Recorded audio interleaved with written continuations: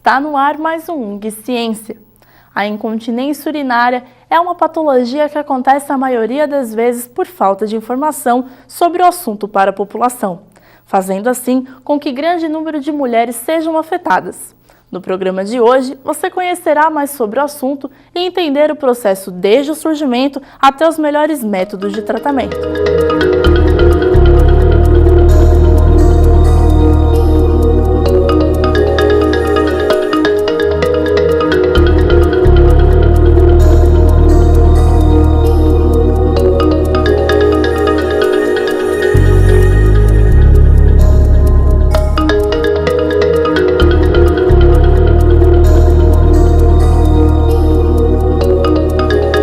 A incontinência urinária não é considerada uma doença ou específica para uma idade, gera desconforto e atinge muitas pessoas.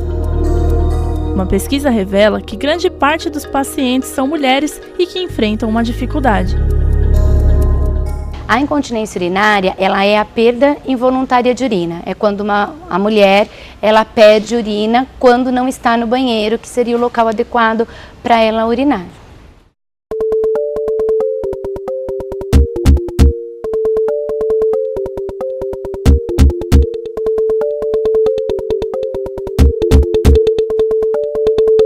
É preciso entender como funciona a anatomia feminina e o processo de formação de urina pela bexiga. Existe a fase de enchimento e esvaziamento, contando com o impulso cortical da micção, que muitas das vezes se torna involuntária, acontecendo de forma indevida. A bexiga ela funciona em duas fases, a fase de enchimento e a fase de esvaziamento. Quando a gente está na fase de enchimento, durante o dia, o tempo todo, ela vai estar enchendo gota a gota, e esse músculo que é o detrusor, ele tem que estar relaxado e o esfíncter contraído. Então é aquela hora que mesmo quando você sente vontade de ir ao banheiro, você consegue, por reflexo, inibir essa vontade. Então você aí contrai a musculatura do contrai o esfíncter e o detrusor continua relaxado. E aí ela vai enchendo. A hora que você tem um estímulo muito grande, que a sua bexiga está cheia, que você realmente precisa urinar, aí a gente vai ao banheiro, a musculatura do detrusor contrai por uma ativação do sistema nervoso central, o esfíncter relaxa e a urina sai.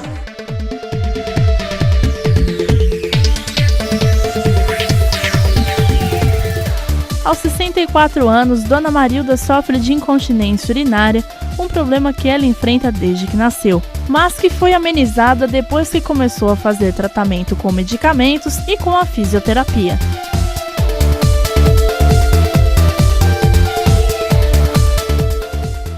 Desde quando eu nasci, mas foi percebido mesmo dos 7 para 8 anos que eu tinha incontinência urinária.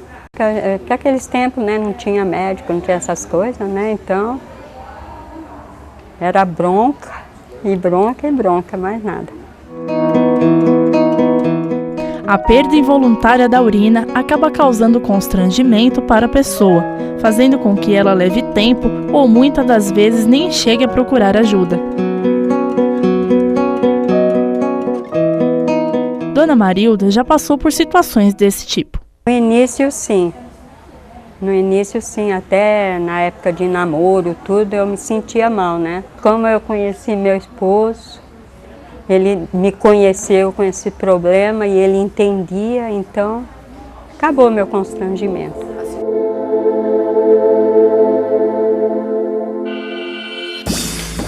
A maioria das mulheres desconhece o assoalho pélvico. O termo pelve é aplicado ao anel ósseo formado pelos dois ossos do quadril.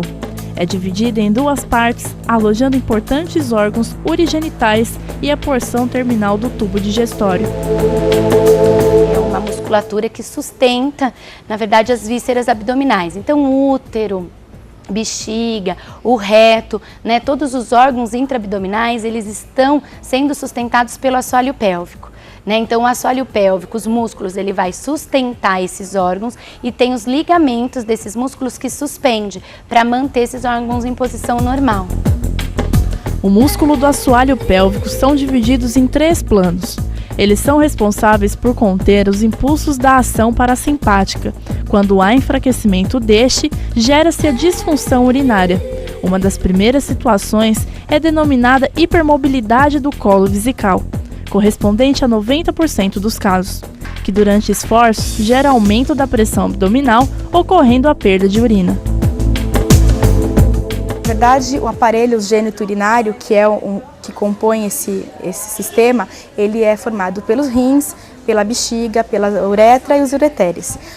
E aí, de musculatura, a gente tem a musculatura específica da bexiga, que é o músculo detrusor, que é um músculo involuntário, e a gente tem a musculatura do períneo, que é uma musculatura que é o assoalho pélvico, que a gente chama, que é uma musculatura de revestimento que dá sustentação para os órgãos pélvicos, como o útero, a própria bexiga e o intestino. Qualquer disfunção no mecanismo da bexiga ou na contração do músculo do períneo pode levar a uma incontinência urinária. Quando eu tenho o perfeito funcionamento desse mecanismo, eu vou ser continente. A incontinência urinária é considerada multifatorial. Um deles seria a fase de climatério, esforços físicos inadequados ou em relação a distúrbios hormonais. O assoalho pélvico é movido por hormônios, por isso considera-se fator importante para este surgimento. O assoalho pélvico ele é um músculo que depende de hormônio para ter também a sua função, para ele estar saudável, digamos assim, ele precisa de um hormônio, que é o estrógeno, que é um hormônio muito comum na mulher.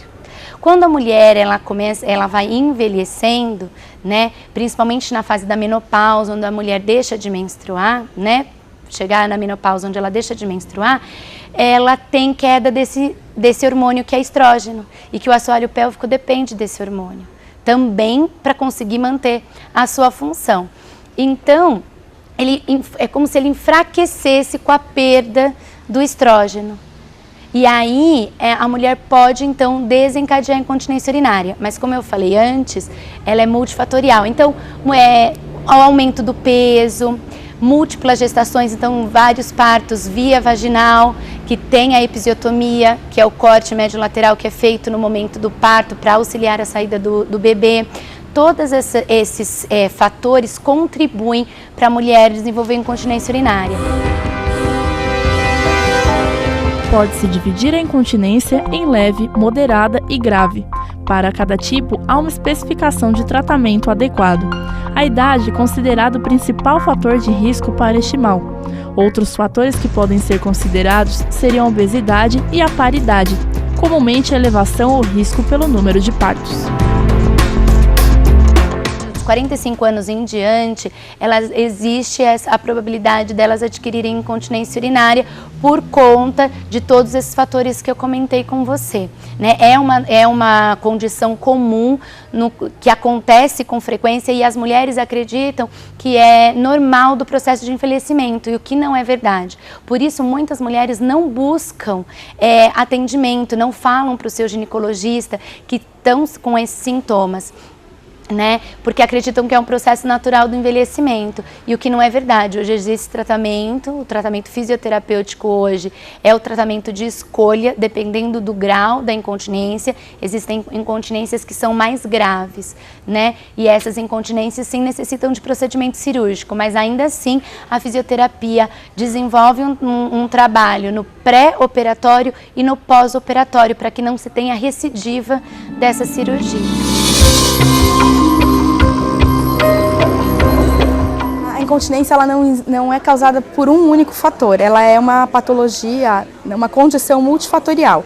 Então, pacientes que tiveram muitos partos normais ou mesmo um número de gravidez elevado e aí o peso da própria gestação forçando a musculatura do períneo pode levar à incontinência, mas o fator, hoje em dia, com as pesquisas que a gente tem percebido que o fator mais agravante é a disfunção hormonal. Então, principalmente na fase de climatério, pós-menopausa, onde você tem uma queda muito brusca de estrógeno, isso é o maior fator desencadeante, mas ela pode estar também relacionada à alimentação, à infecção urinária e aos partos e à obesidade. É preciso conhecer os aspectos deste mal para compreender que não se especifica em uma doença e de que não apenas mulheres, mas homens também podem vir a sofrer. Há fatores genéticos relacionados ao metabolismo de colágeno, tendo o papel de gênese das perdas urinárias. outra musculatura do corpo, que com a idade vai enfraquecendo, se eu não treino essa musculatura, ela vai enfraquecendo também. Então, é mais comum nas mulheres mais velhas, mas não é uma condição da idade. Eu posso ter mulheres, como a gente já tem aqui, pacientes de 35, 40 anos portadoras de incontinência. No próximo bloco, você saberá quais os métodos de tratamento mais indicados. Não sai daí, Ung e Ciência volta em um instante.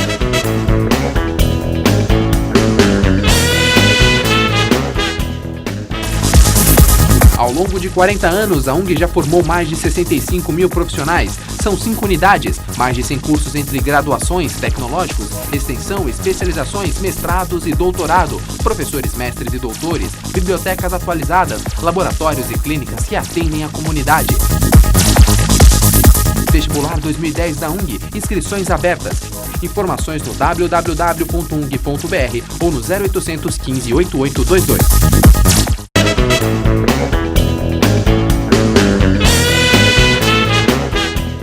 Estamos de volta com Ung Ciência, hoje falando sobre incontinência urinária.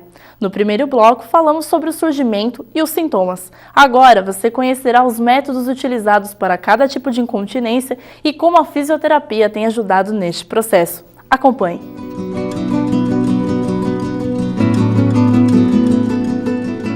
A incontinência urinária pode ser tratada de várias maneiras. Para iniciar o tratamento, é necessário colher exatamente todo o histórico do paciente. Ao obter o histórico, deve ser realizado um exame físico geral a fim de excluir todas as outras causas da incontinência. Nós temos vários tipos de incontinência urinária. O mais comum é a incontinência urinária de esforço. Tem a incontinência urinária mista, que é quando a mulher tem um desejo, tem um desejo grande de urinar e ela não consegue segurar e perde urina, que é a incontinência urinária de urgência. E tem a mista, que seria a associação de esforço e mista, e a de urgência. A incontinência urinária de esforço é aquela que quando a mulher ri, tosse, vai pegar algum objeto, vai às vezes levantar da cama, pegar algo pesado, ela acaba perdendo urina. Na incontinência urinária de esforço, de leve a moderada, o tratamento de escolha hoje é a fisioterapia.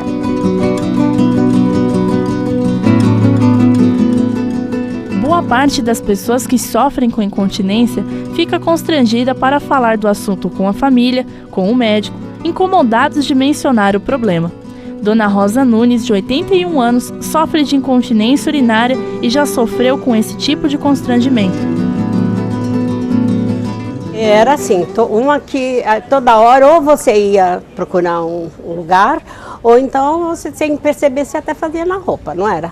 Ou a gente ria ou brincava, ou sei lá, um monte de coisa que a gente pode fazer o dia todo, né? Então, para mim era complicado, sim. Era isso que também, nos meus exercícios nas academias, me deixava meio frustrada, entendeu?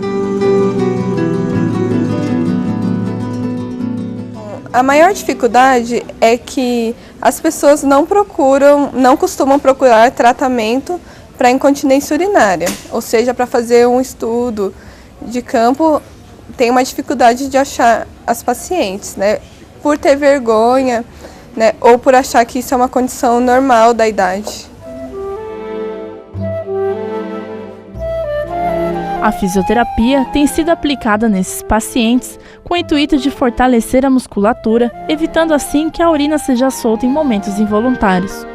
Com exercícios de esforços, se utilizando de materiais como a bola, faz com que o foco para a estabilidade do assoalho pélvico seja alcançado.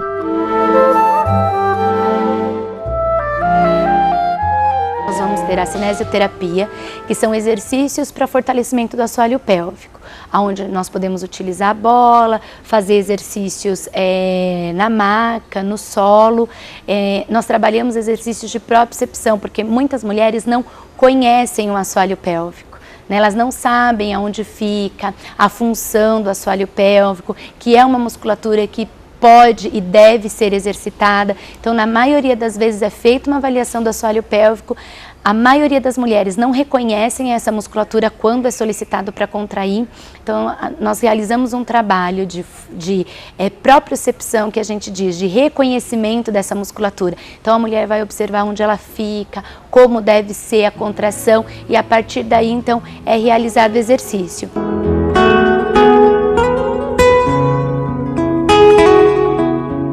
A fisioterapia se dispõe de aparelhos que ajudam o paciente a se orientar se realmente está conseguindo contrair a musculatura de forma correta e se utilizando de testes para saber o nível de agravamento e o seu estado clínico.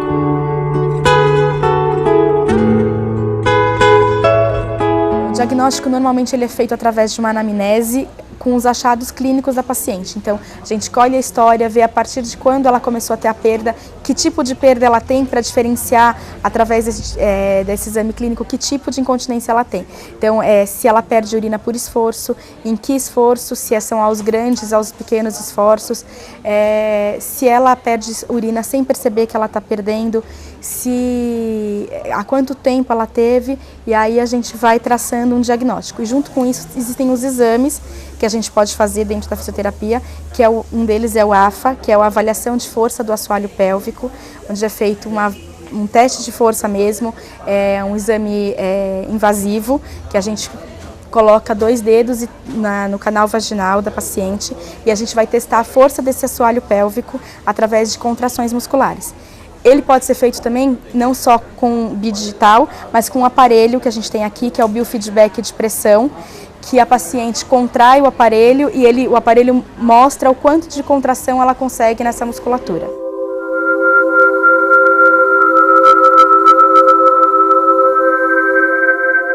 A escolha do tratamento adequado para incontinência urinária implica no conhecimento das estruturas anatômicas e da correta interpretação fisiopatológica dos mecanismos envolvidos na perda urinária. Atualmente, os tratamentos são divididos em cirúrgicos e conservador. No caso de cirurgia, tem de se levar em conta vários fatores para a escolha do melhor procedimento. No caso de uma fisioterapia, não alcançar respostas. Assim, a gente hoje vê que o tratamento cirúrgico ele é uma opção depois da fisioterapia não ter conseguido o tratamento satisfatório, porque com os exercícios fisioterapêuticos, com os aparelhos que a gente tem conseguido uma resposta muito grande com um tratamento não invasivo. Algumas vezes a cirurgia ela é necessária, mas se a consciência que a paciente tem que ter é que ela tem que fazer a cirurgia e depois vir para a fisioterapia, porque ela pode até recolocar a bexiga no lugar se ela estiver muito baixa, mas que se ela não fortalecer aquela musculatura depois, a bexiga vai cair de novo. Dona Rosa e Dona Marilda estão em tratamento fisioterápico e falam como suas vidas mudaram após o início do tratamento. E que eu fui bem acolhida, né? Eu tenho um médico no servidor público, que eu primeiro fiz várias cirurgias com médicos do SUS, depois eu fui para o Hospital das Clínicas e lá que me indicaram que eu tinha que fazer fisioterapia, que era até que eu cheguei aqui meio envergonhada, porque o tipo da fisioterapia não me agradou muito, né? Aí a Luciana falou que não era daquele jeito, que era de outro jeito, né? Aí eu me animei mais. Eu fiz uma cirurgia no joelho, que eu sofri um acidente há uns 30 anos atrás. Eu tinha muitas dores no joelho. É uma coisa que também passou, sabe? Hoje eu não tenho, só como o climatério, que ela fala climatério, né? Mas não só, mas por tudo. Eu acho que para mim foi em geral. Foi em geral, postura, tudo. A fisioterapia deve ser a primeira escolha para o procedimento menos invasivo na cura da incontinência. Devem ser realizados exercícios monitorados que envolvem o fortalecimento da musculatura, assessoria e do assoalho pélvico. Segundo estudos, o estabelecimento do tônus e da função podem ocorrer cerca de 20 e 60 dias após o tratamento. Lembrando que há a importância da supervisão e encorajamento no tratamento das pacientes.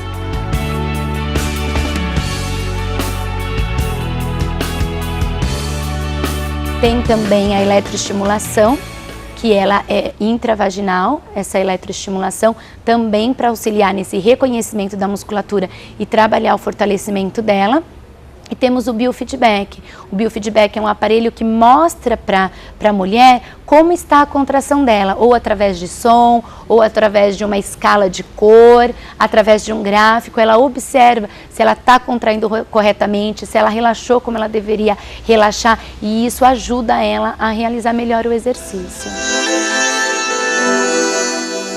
Todas as pessoas com incontinência devem ser incentivadas a praticarem exercícios, sendo que a realização de atividade física também pode diminuir a incidência de incontinência e, sendo feita com moderação, melhora a qualidade de vida. Tem pessoas que têm outros problemas pior e vive, né? E eu, graças a Deus, eu ando, eu enxergo, eu falo, eu brinco, cuido dos meus netos, da minha família agora, do meu marido, né, que teve AVC, então não tem vergonha não. No início, que eu fiz um monte de cirurgia e não dava certo, até praga em mim mesma eu rogava, né? Vixe, Maria.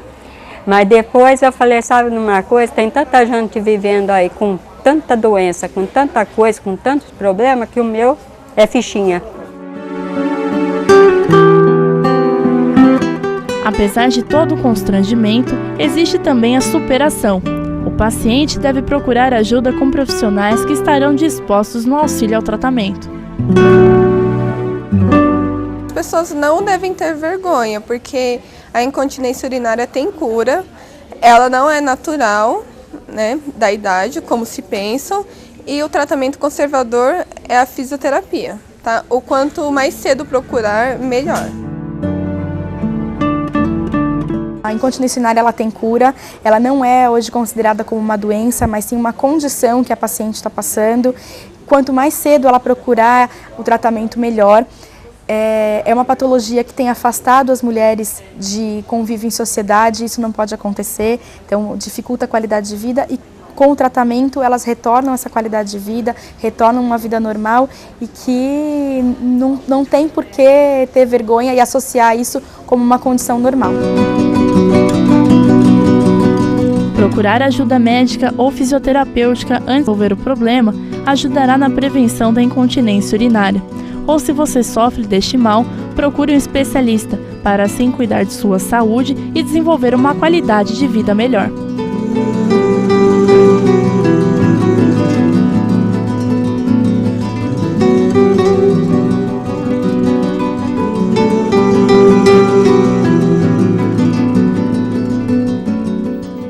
Ciência de hoje fica por aqui.